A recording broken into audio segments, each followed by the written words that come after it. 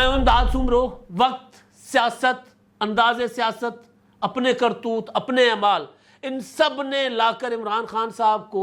دو راہے پر کھڑا کر دیا ہے۔ عمران خان صاحب لانگ مارچ کرنے کی باتیں کرتے ہیں، لانگ مارچ کر نہیں پا رہے۔ عمران خان صاحب اسلام آباد کا گھیراؤ کرنا چاہتے ہیں، مگر عمران خان صاحب ڈر رہے ہیں۔ اب کریں تو کیا کریں؟ آج عمران خان صاحب کے لیے انتہائی اہم دن ہے، کیونکہ آج تک عمران خان صاحب نے کہا تھا کہ جی انتظار کیجئے گا 12 ربیع الاول، آج عید میلاد النبی صلی اللہ علیہ وسلم ہے، اس کی بھی سب کو مبارک ہو۔ اور عمران خان صاحب نے کہا تھا کہ جی عید میلاد النبی کے بعد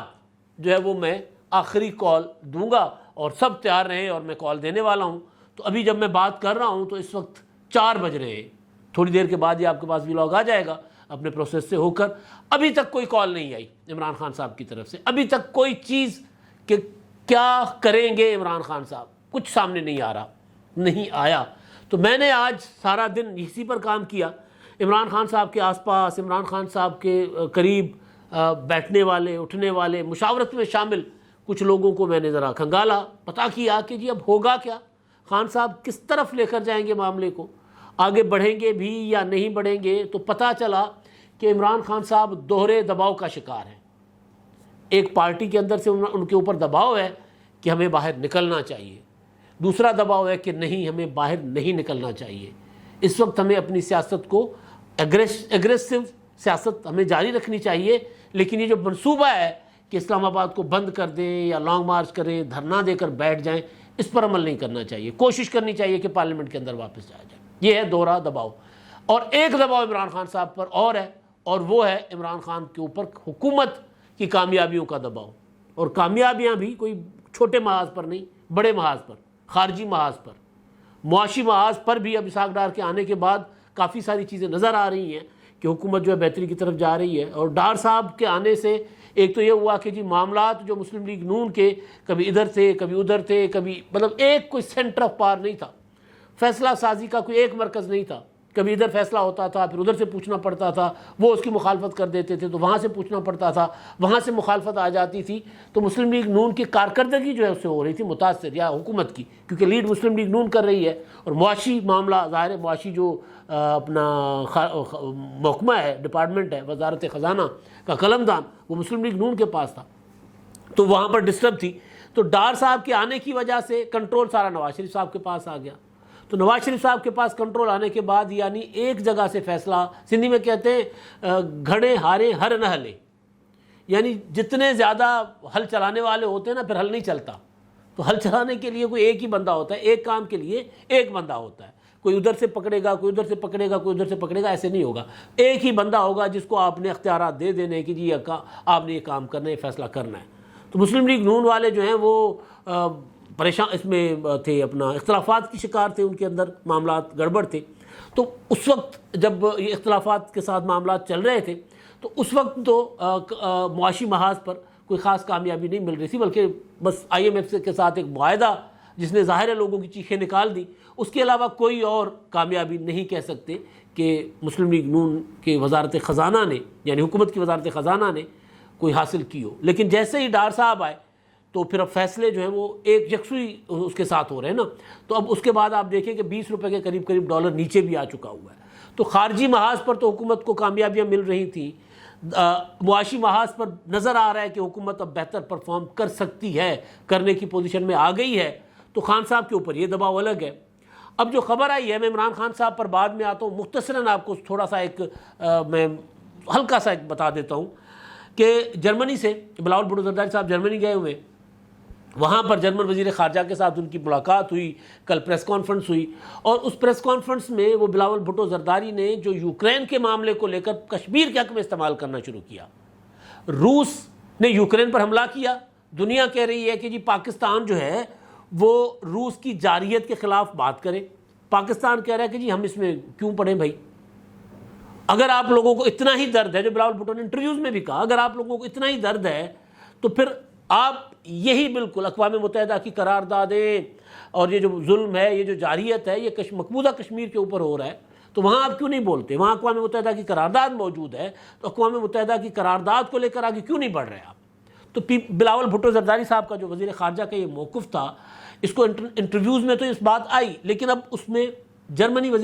کی وزیر خارجہ جو ہیں بلاول بھٹو زرداری صاحب کے ساتھ کھڑے ہو کر انہوں نے اس بات کو کہا کہ جی بالکل اقوام متحدہ کی قراردادوں کے مطابق کردار ادا کرنا چاہیے جرمنی کو بھی، اور انڈیا بھی اس معاملے پر دیکھے کہ جی تنازعات جو ہیں وہ حل کرنے چاہیے، چاہے یوکرین ہو، چاہے انڈیا ہو، مطلب روس ہو، یوکرین کا تنازع ہو یا کشمیر کا تنازع ہو، تو اس کو حل ہونا چاہیے۔ اس پر انڈیا کو آگ لگ گئی ہے، ظاہر لگنی تھی بھائی، وہاں سے اچھا خاصا ری ایکشن آ رہا ہے، لیکن اس کو پاکستان میں جو پریشر آیا ہے نا، جو ایک تو انڈیا تو ہمارا ظاہر ہے شریکہ ہی ہے نا، دشمنی اب بنے ہوئے ہم ایک دوسرے کے دشمن، انڈیا تو دشمن ہے، لیکن یہاں پاکستان کے اندر پاکستان کے سابق وزیر اعظم عمران خان صاحب کو پریشانی لگی ہوئی ہے، ان کے جو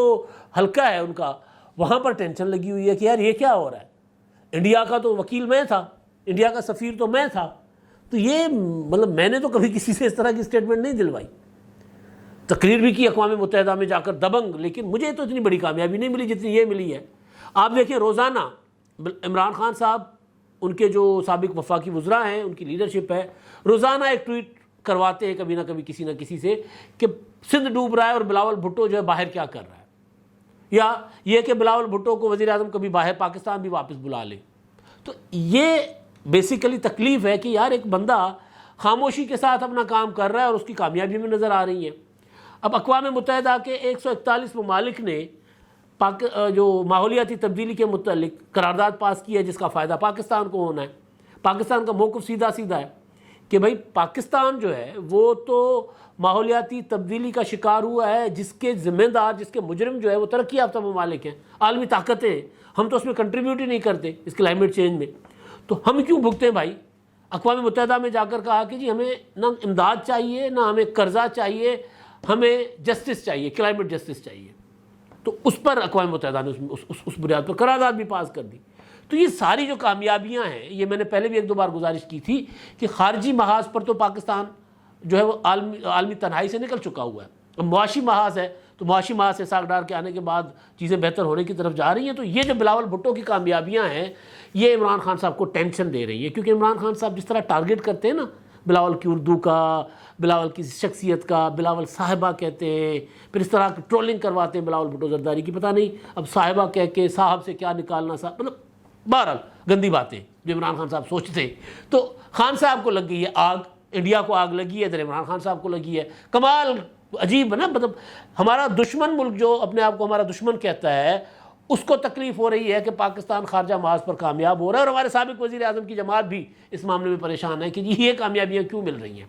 پھر اس میں آپ تھوڑا سا پیچھے چلے جائیں گے، آڈیو لیکس آپ نکال لیں گے، امریکی سازش والا سائفر والا معاملہ ہو، پھر اس کے علاوہ وہ جو معاملہ تھا، اللہ آپ کا بھلا کرے،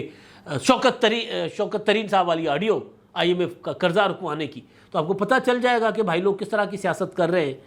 تو خیر اب میں آتا ہوں جی عمران خان صاحب کی نا اصل جو معاملہ تھا، یہ تو تھا عمران خان صاحب کو یہاں پریشانی ٹینشن ہے نا، اور ٹینشن ظاہر ہے بلاول بھٹو نے دی ہے، اور بلاول بھٹو عمران خان صاحب کا ٹارگٹ اسی لیے بھی ہے کہ عمران خان کی حکومت گرانے والی جو ہے جماعت وہ بلاول بھٹو کی ہے، جس کے وہ چیئرمین ہے۔ باقی تو پھر ظاہر ہے ان کے دکھائے ہوئے بتائے ہوئے راستے پر چلے نا، تحریک عدم اعتماد لانگ مارچ کر کے عمران خان صاحب کی کانپیں ٹانگ دی، اور کانپیں ٹانگ گئی، کانپیں ٹانگنے کے بعد حکومت گرا دی۔ تو عمران خان صاحب کو تو ظاہر ہے بلاول بھٹو سے تکلیف تو ہوگی، اور اوپر سے وہ کوڑ کے اوپر کھجلی کیے جا رہے ہیں عمران خان صاحب کی، خان صاحب کو پتہ ہوتا ہے کوڑ کے اوپر کھجلی، یا زخموں پر نمک پاشی کر رہے ہیں، نمک بھی نہیں بس مرچیں بہرحال عمران خان صاحب محسوس کر رہے ہیں۔ اچھا جی اب کہانی ہے، آج توقع ہے کہ عمران خان صاحب جو ہے، یا اعلان توقع کے مطابق آج عمران خان صاحب نے اعلان کرنا ہے کہ انہوں نے کب اسلام آباد کی طرف مارچ کرنا ہے، یا آخری کال کس شکل میں آئے گی، یہ معاملہ تھا نا۔ تو میں نے ظاہر پتہ کیا کہ یار یہ ابھی خاموشی ہے، کل کے آرمی چیف کی اسٹیٹمنٹ کے بعد آرمی چیف صاحب نے جو کل بات کی کاکول میں کہ جی ہم کسی کو پاکستان میں سیاسی اور معاشی عدم استحکام پیدا کرنے کی اجازت نہیں دیں گے، تو یہ ظاہر ہے ملک کہا انہوں نے، گروہ کہا انہوں نے، فورس کہا، ان کو ہم اجازت نہیں دیں گے، اور اپنے جوانوں کو کہا، وہ جو نئے افسران جو کمیشن پاس کر کے جو وہ پاکستان کی فوج میں جو نئے کیڈٹس آئے، پاسنگ آؤٹ پریڈ تھی جن کی، ان کو انہوں نے کہا کہ جی ہم نے پاکستان کے آئین، پاکستان کی جمہوریت، پاکستان کی پارلیمنٹ اور پاکستان کے جو پولیٹیکل آفیسز ہیں، سیاسی عہدے ہیں، ان کا عزت کرنی ہے، ہم نے ان کا احترام کرنا ہے، مطلب وزیر اعظم کا ہم نے احترام کرنا ہے بھائی، وہ ہمارے باس ہیں، یہ انہوں نے ایک میسج دیا۔ ظاہر ہے وہ جو میسج تھا کہ کسی کو پاکستان میں عدم استحکام پیدا کرنے نہیں دیں گے، وہ میسج سیدھا سیدھا صاف صاف عمران خان صاحب کے لیے تھا۔ اس کے بعد اب یہ ہے کہ کیا خان صاحب لانگ مارچ کریں گے یا نہیں کریں گے، تو یہ ظاہر ہے اس اسٹیٹمنٹ کے بعد بطور جرنلسٹ بنتا تھا کہ پتہ کریں کہ بھائی عمران خان صاحب اپنی کچن کیبنٹ میں کیا مشورہ کر رہے ہیں، ان کو کون کیا بتا رہا ہے۔ خان صاحب نے کہہ دیا ہے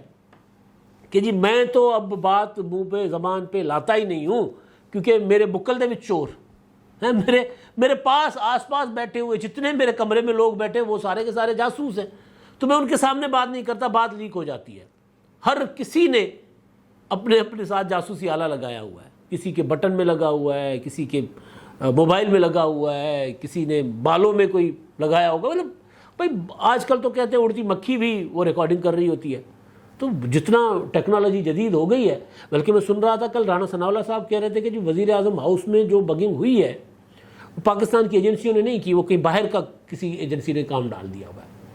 اب یہ جو تحریک انصاف اس معاملے میں ایکسپرٹ ہے، آپ دیکھیں آج کل وہ اپنا بنا رہے ہیں ویڈیو آڈیوز بنا رہے ہیں، پوری کی پوری پی ٹی آئی اسی کام پہ لگی ہوئی ہے، نواز شریف کی، مریم نواز کی، رانا ثناءاللہ کی، شہباز شریف کی۔ آج پھر ایک آڈیو بنی ہوئی تھی شیریں مزاری نے رکھی ہوئی تھی مریم نواز صاحبہ کی،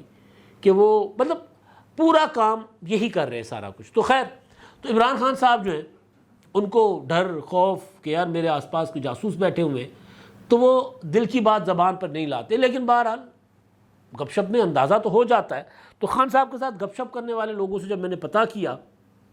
تو پتہ چلا کہ بھائی پر پریشر بہت ہے۔ کہا تھا نا کہ آپ کا بھائی کافی ہے، آپ کا بھائی روکے گا اسحاق ڈار کو، آپ کا بھائی روکے گا۔ ڈار صاحب کو تو نہیں روکا، ڈار صاحب نے ڈالر کو ضرور روک دیا ہے۔ ظاہر ہے جو کامیابی ہے ان کی وہ ہے، ان کے آنے کے بعد اگر ڈالر 20 روپے نیچے چلا گیا تو ان کا کریڈٹ ہے نا، پہلے مفتاح اسماعیل صاحب کر لیتے۔ مفتاح اسماعیل، اسحاق ڈار، مسلم لیگ نون کے اندر چلنے والی کھچڑیاں، اس پر میں اگلا نواز شریف صاحب کی تقریر ابھی جب میں ویلاگ کر رہا ہوں تو وہ چل رہی ہوگی، تو نواز شریف صاحب کا خطاب،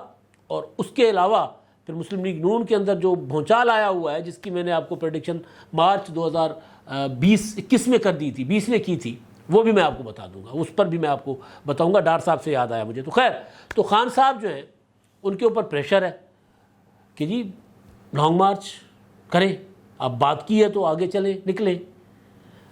اچھا، اب ایشو آ گیا ہوا ہے خان صاحب کے کلٹ فالوئنگ کے اوپر۔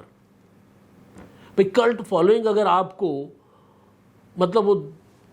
آپ کو پتہ نہیں کوئی بڑی مخلوق، پتہ نہیں کس طرح کی مخلوق کر کے اگر آپ کو سمجھے پیش کرے، تو جب آپ اس کو مایوس کریں گے اور جب وہ آپ سے باغی ہو جائیں گے تو پھر آپ سوچ لیں کہ وہ آپ کا حشر کیا کریں گے۔ خان صاحب کو یہ کہا گیا کہ ہمارے پاس ہماری ٹوٹل طاقت وہ لوگ ہیں جو آپ کے ہر بات پر کہتے ہیں کہ جی بسم اللہ، آپ نے جو بات کی ہے اچھا اوکے ٹھیک ہے ایسا ہی ہوگا۔ آپ کہہ رہے ہیں کہ جنہوں نے 1100 ارب روپے لوٹ لیے، وہ کہہ رہے ہیں جی لوٹ لیے،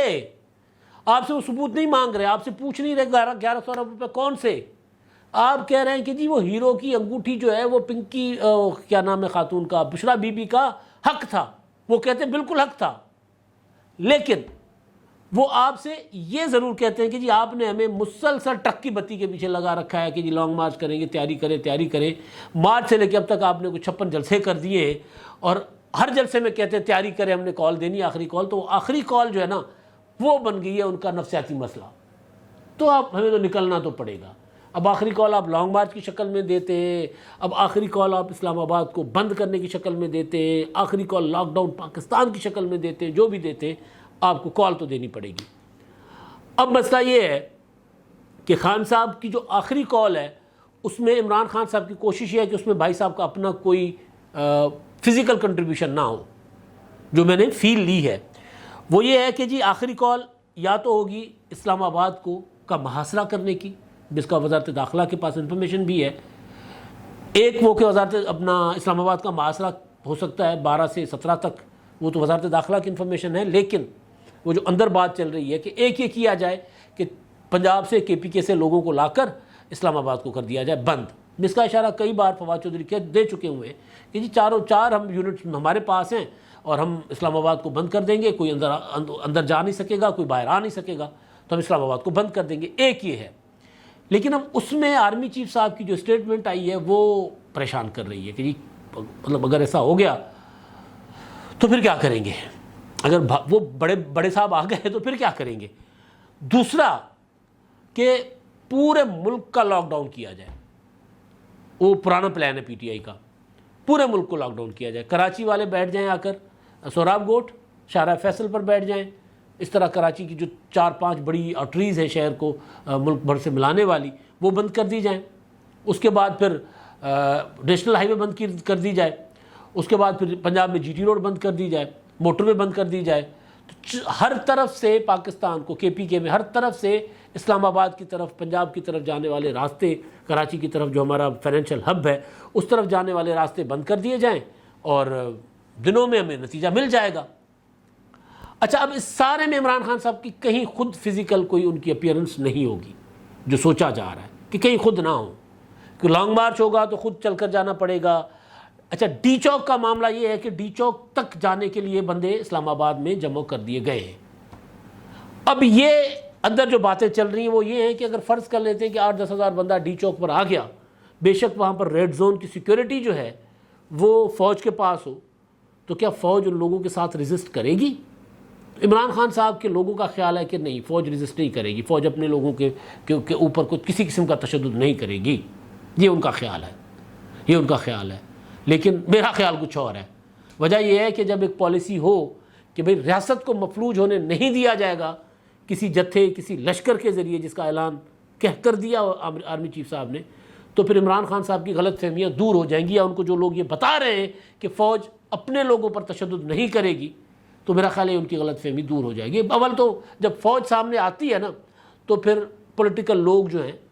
پولیٹیکل پارٹیز کے لوگ پولیس کے ساتھ ریزسٹ کرتے ہیں، فوج کے ساتھ ریزسٹ نہیں کرتے، وہ پیچھے ہٹ جاتے ہیں. آپ کو 2014 کا دھرنا یاد ہے، جب وہ چلے گئے تھے پی ٹی وی میں، ایک کرنل صاحب گئے تھے یا بریگیڈیئر صاحب تھے، ڈنڈی ان کے ہاتھ میں تھی، وہ جو روٹین میں ان کے ہاتھ میں ایک چھوٹی سی ہوتی ہے، ان کا بیٹا آپ غلط جگہ پہ آ گئے، یہاں سے نکلو، اتنا کہنے کی دیر تھی، وہ نکل گئے. تو فوج سے پی ٹی آئی کا ورکر مجھے نہیں لگتا کہ ریزسٹ کرے گا. لیکن اگر کرے گا تو پھر جب آرمی چیف یہ کہہ چکے ہیں کہ ہم اجازت نہیں دیں گے عدم استحکام پیدا کرنے کی، تو یہ والا جو جملہ ہے یہ عمران خان صاحب کو پریشان کر رہا ہے کہ اب جائیں تو جائیں کہاں. اب لانگ مارچ کرتے ہیں تو آگے بند گلی ہے، کنواں ہے، کھائی ہے، نہیں کرتے سیاسی موت ہے. کلٹ فالوئنگ جو ہے وہ ناراض ہو رہی ہے، وہ سوال کر رہے ہیں لوگ، ظاہر ہے لیڈرشپ کے ساتھ رابطے میں تو ہوتے ہیں نا، وہ سوال کر رہے ہیں کہ کرنا کیا ہے. اب جو انفارمیشن میرے پاس ہے وہ یہ ہے کہ 16 سے 21 اکتوبر کے درمیان سوچا جا رہا ہے کہ کال دے دی جائے. یعنی جو بھی کال ہوگی 16 کے بعد اور 21 تک یہ کال ہوگی، اور اس کے بنیاد پر پھر عمران خان صاحب نکلیں گے. زیادہ امکان یہ ہے کہ کال ہوگی پورے ملک کو بند کرنے کی، کیونکہ اسلام آباد کی طرف اگر وہ لمیٹڈ جگہ پر جائیں گے اور وہ بند کریں گے تو وہاں رینجرز فوج آ جائے گی اور انہوں نے راستہ کھلوا دینا. اسلام آباد کو بند نہیں کرنے دے گی حکومت نہیں، ریاست اسلام آباد کو بند کرنے نہیں دے گی. یہ جو ہے کہا جا رہا ہے کہ خاص قسم کے لوگ عمران خان صاحب نے تیار کیے ہوئے ہیں. عمران خان صاحب کے فالوورز ہیں، وہ کراچی میں بھی بیٹھے ہوئے ہیں، وہ حیدرآباد میں بھی بیٹھے ہوئے ہیں، وہ سکھر میں بھی بیٹھے ہوئے ہیں، وہ ہر جگہ بیٹھے ہیں، وہ پشاور میں بھی ہیں. وہ میں کیونکہ ذرا زیادتی ہو جائے گی اگر میں وہ ایک کمیونٹی کی بات ہو رہی ہے تو میں نہیں بات کرنا چاہ رہا،